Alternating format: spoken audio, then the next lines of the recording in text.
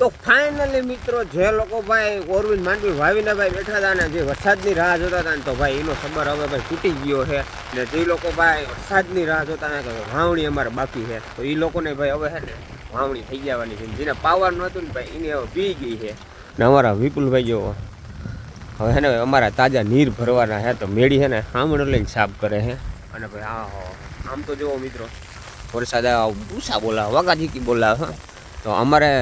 જુનાગઢ જિલ્લામાં છે ને ભાઈ વરસાદની એન્ટ્રી જોરદાર થઈ છે અમે ભાઈ અમારા પલ્લા સેટ છે ને ભાઈ ઓલી મેળી વારે છે ભાઈ તાજા નીર ભરવા હોય ને એટલે શું કે વિપુલભાઈ આજે 1 તારીખનો જે વરસાદ છે ને ભાઈ જે લોકોએ કોરામાં માંડવી વાવેલી હતી ને દાણા નાખેલા એના માટે તો સોના જેવું કામ થઈ ગયું છે અત્યારે કેમ કે માથે વરસાદ છે ને ભાઈ અત્યારે 1 કલાક થયા તો આમાં એનો વરસાદ ચાલુ છે અમારે જે આપણી આ પાછળ તમે જોઈ રહ્યા છો ને એમાં ભાઈ માંડવીનું ઓરવીન વાવેલી હતી ને પણ અત્યારે એને પાણી થઈ રહ્યું હતું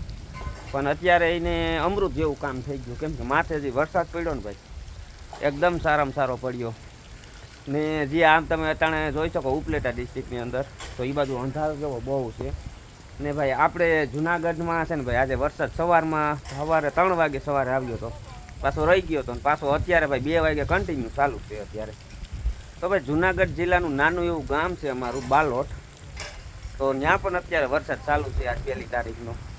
તો આપણે યુટ્યુબ ચેનલમાં નવા આવો ને તો ફોલો કરી લેજો વિડીયોને લાઇક કરી લેજો ને સબસ્ક્રાઈબ કરી લેજો કેમ કે આપણે ઇન્સ્ટાગ્રામમાં વિડીયો પડતો હોય ને ફેસબુકમાં પડતો હોય